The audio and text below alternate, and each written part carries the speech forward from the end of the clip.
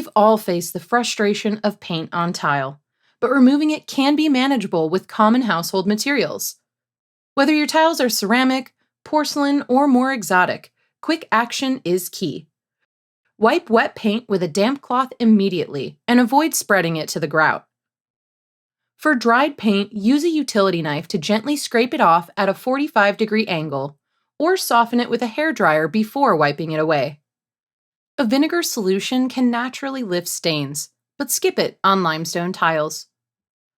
For stubborn spots, try a store-bought paint remover, testing it first on a small area, or use nail polish remover carefully on ceramic tiles.